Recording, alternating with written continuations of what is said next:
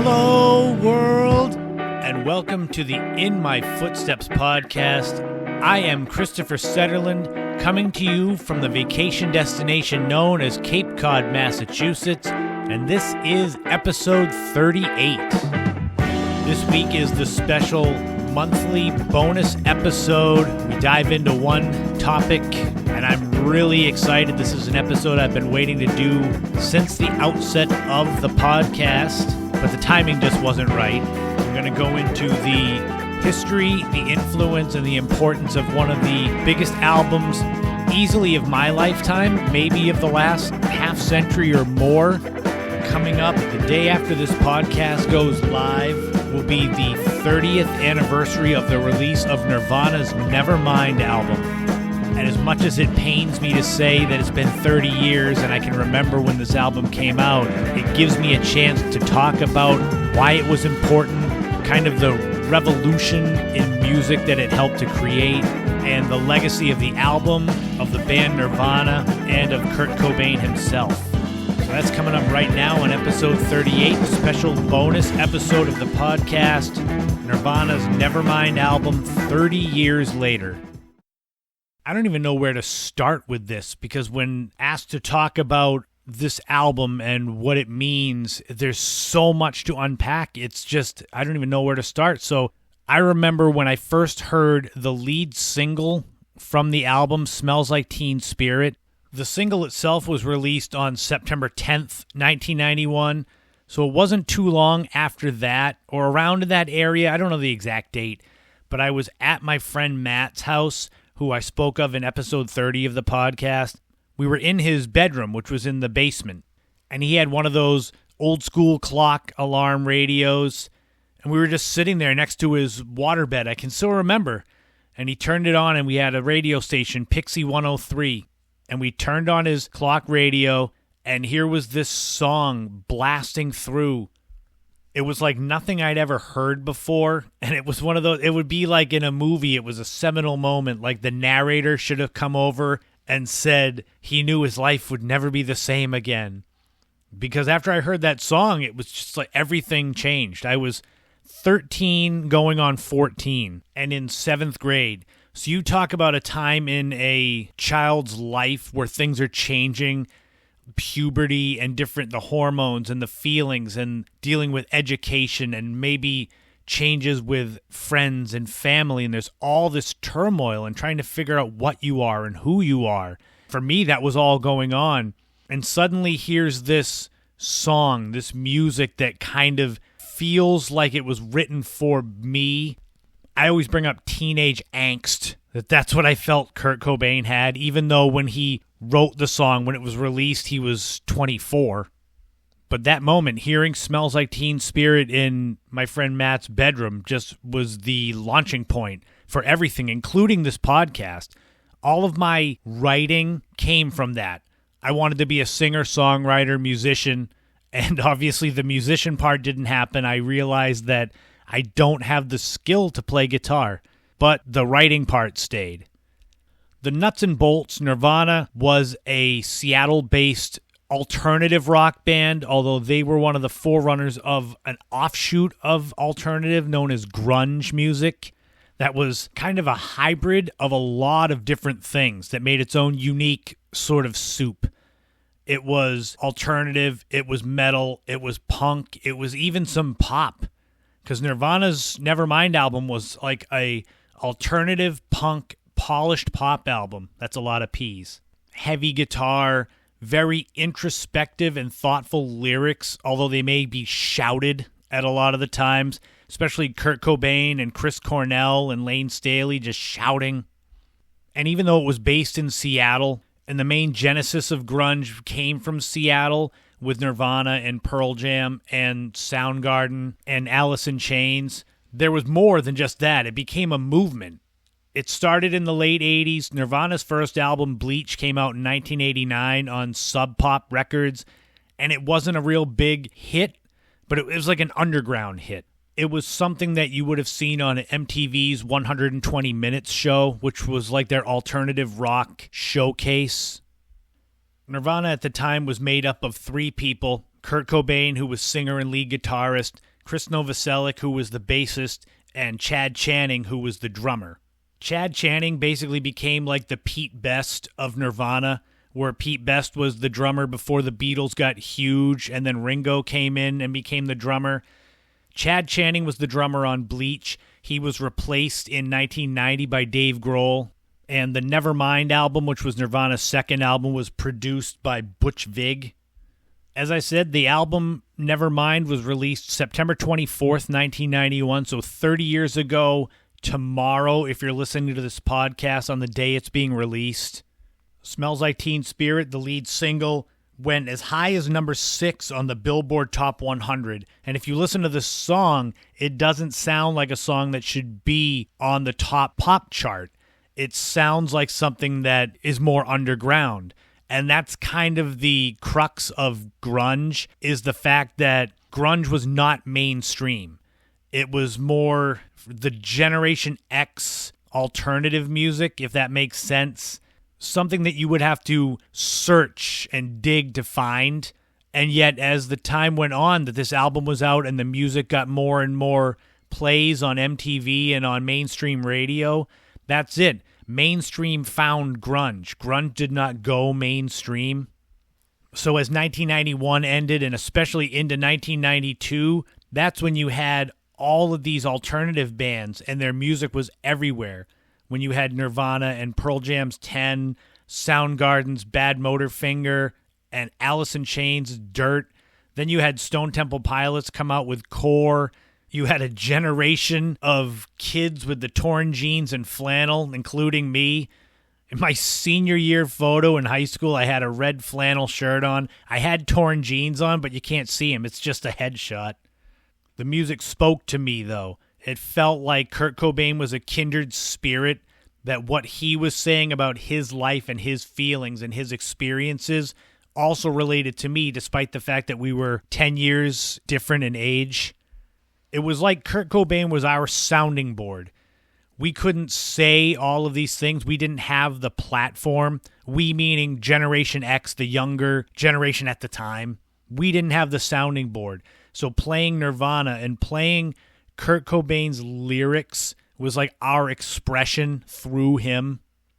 It was something I tried to explain to my parents, that just because you didn't understand the music of grunge, you had something in your life that spoke to you the way that Nirvana spoke to me. Whether it was the Beatles or the Rolling Stones or Bob Dylan or Pink Floyd, someone spoke to you like they were your sounding board, the way Nirvana was for me and my generation. I suppose the first real moment where people realized that Nirvana and grunge was legit music as far as sales go was January 11th, 1992, when Nevermind became not only Nirvana's first #1 album, but it knocked Michael Jackson's Dangerous album off the top of the Billboard charts. By this time, Nevermind was selling about 300,000 copies a week, so it became a huge deal. I got my copy around the time of my birthday, and ironically, I still have that CD. It's so old that it's got the CD rot, it's just the deterioration of the disc itself from being handled thousands of times. And it's got the CD rot. It's got scratches all over it. I mean, I got it when I was just turning 14. So the fact now that I'm now going into mid-40s and I still have it, there's no way it still plays. I had to get all of the songs on MP3 because it's ruined. So Nirvana had dethroned Michael Jackson. They had already basically killed hair metal, which that's another story. Several other seminal songs were released from the album, including Lithium, In Bloom, Come As You Are, and they all had these videos. That was another thing. The videos for Nevermind and Nirvana in general had their own atmosphere. The Smells Like Teen Spirit video, which is like an anarchy pep rally inside a gym, it became iconic. It's weird for me today to see kids that are high school aged, maybe even college aged, wearing the Nirvana shirt with the logo with the kind of squiggly smiley face. because it reminds me of me being a kid, people wearing Beatles shirts or Doors shirts. Like, you don't realize a moment or a band or something is transcending a generation until years later when people are talking about it still. I didn't know Nirvana would end up becoming this thing where they're seen as transcending music. I didn't know it when I was listening. It was just the music that spoke to me. The funny thing is that despite the music speaking to me, there was a lot of trouble understanding exactly what Kurt Cobain was saying on a lot of these songs on Nevermind, because he would scream and sometimes it would be kind of garbled words.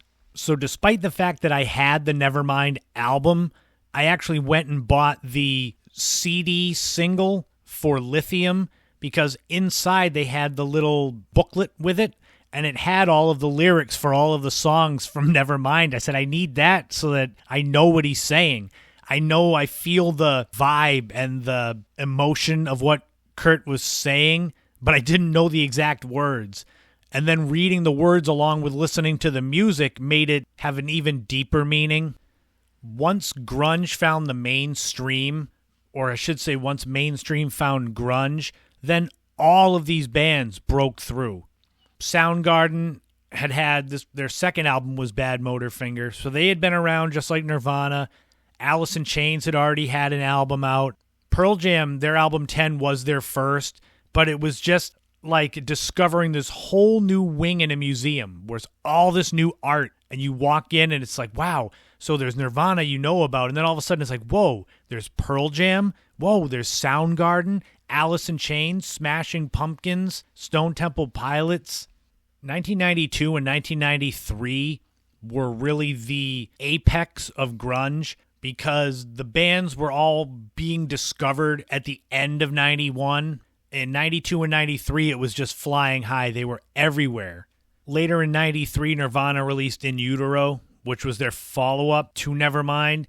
And I always think of it, and maybe you think of it differently, but I think of Nevermind as being kind of like Michael Jackson's Thriller, where you created this monster that nothing could have lived up to as far as a follow-up. So Michael Jackson created Bad as the follow-up, which was an amazing album too, but you get a lot of people that say, oh, it's not Thriller.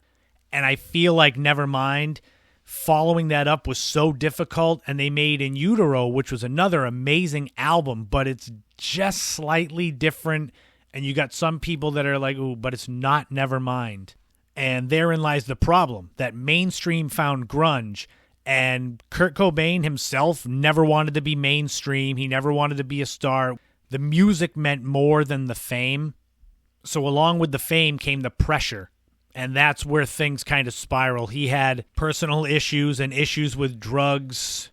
As 1993 ended and 1994 began, Nirvana was just starting to spiral. Well, more Kurt Cobain was spiraling out of control, where he OD'd once and they brought him back to life. And it was one of those things, you hear about that on MTV and it's like, boy, that's weird. But you don't think what the end result might be. You think it's like, oh, it's an accident and he's all right. He'll learn and go from there. But that actually wasn't the case. And I still remember coming home from school my sophomore year and turning on MTV, and they were talking about a body being found above the garage in Kurt Cobain's house. That's how early it was, where it was like they didn't know who it was, but you kind of had an idea. And whatever the circumstances around Kurt Cobain's death, that's less relevant to this podcast and what I'm talking about.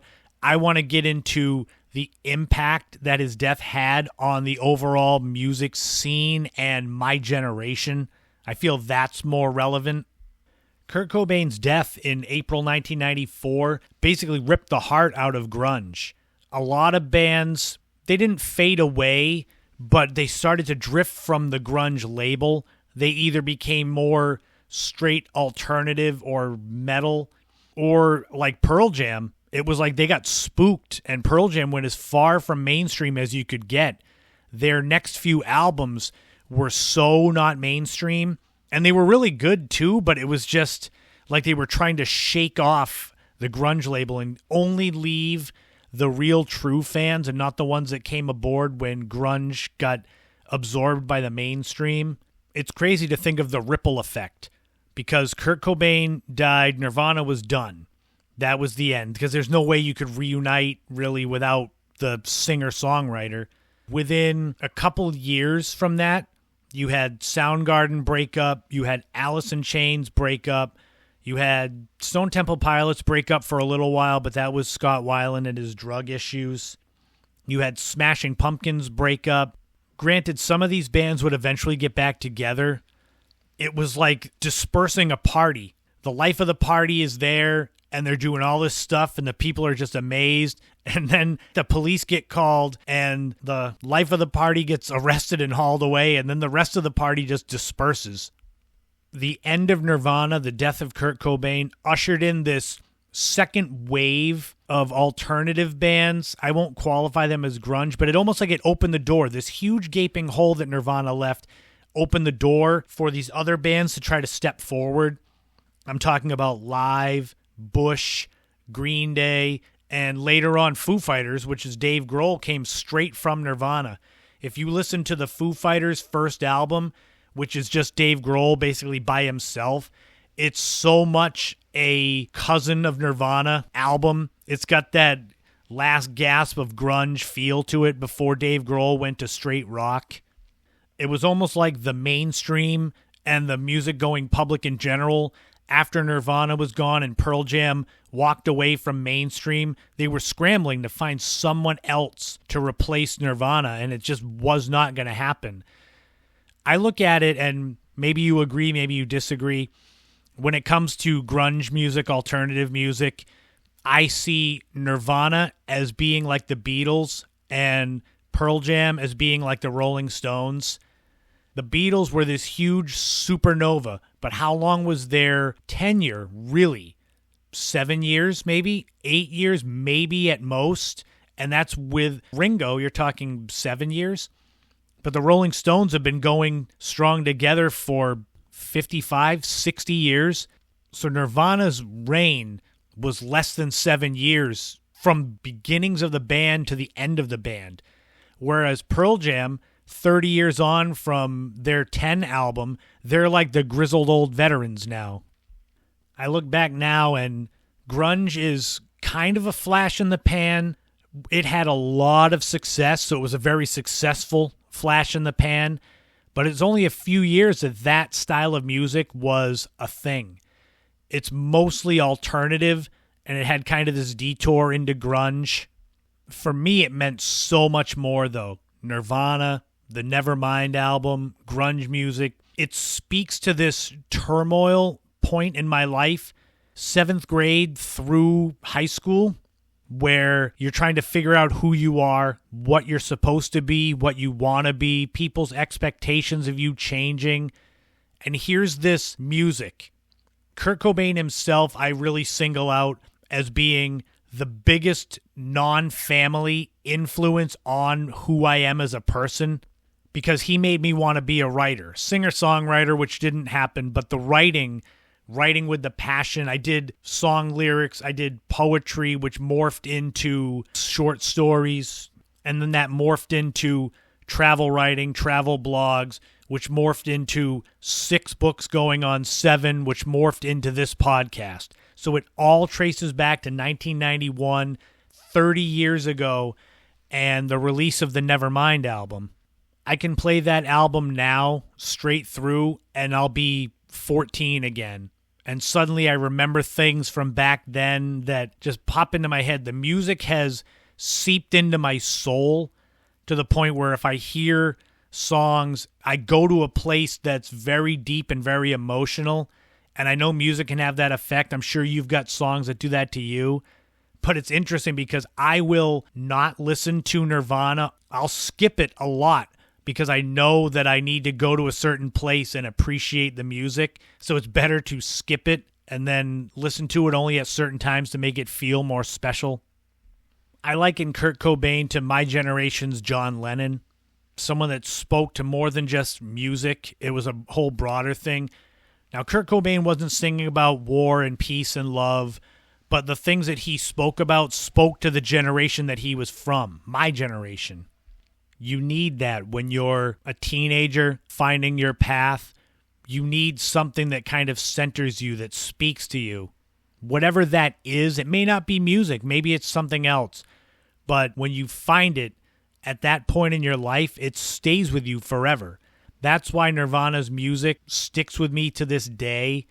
I have never before and never since had any sort of music or singer or songwriter that has spoken to me in the way that Kurt Cobain did. And he did it for a lot of people of my age group, my generation.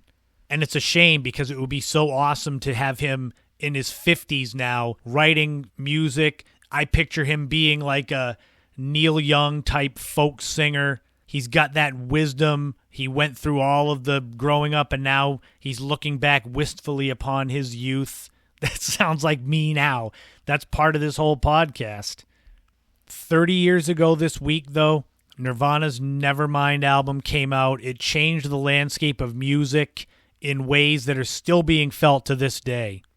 Even if you're not a fan of the music, go throw on one of the videos and just get a feel for what it was like. It was a time in music that will not be replicated, grunge music. There's been different offshoot types of music that come and go.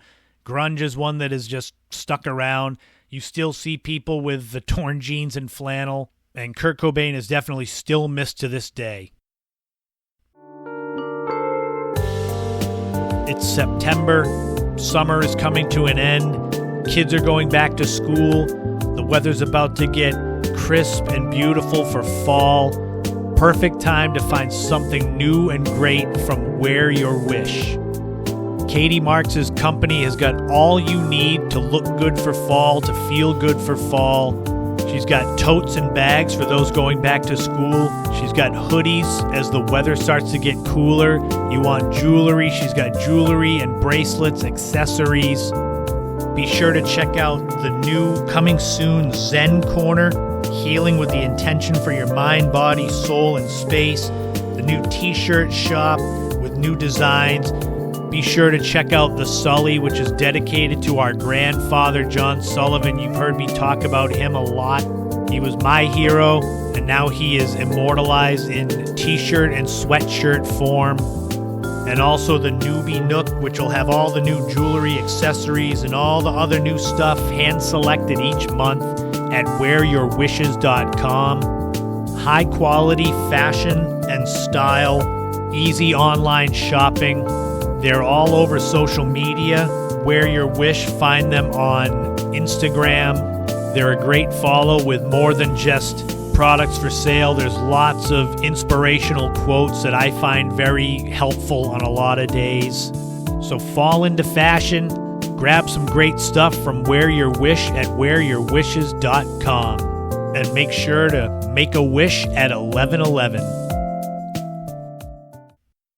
Thank you for tuning in to this special bonus episode of the podcast, episode 38. Come on back next week for episode 39. It'll be another full-length episode. I'm going to talk about what it was like to train for and run and finish a marathon, which is wild. I still can't believe I did that. We're going to take a road trip to Harper's Ferry, West Virginia, which is a very important historical town when it comes to the Civil War. We're going to have a new top 5 list, which is going to be the top 5 1980s Saturday morning cartoons. This list is chock full of great ones. And I'm going to go way, way back in the day and tell you what it was like to be a New England Patriots fan in the 1980s, long before they became a dynasty with Tom Brady. All of that and so much more coming up next week on the In My Footsteps podcast.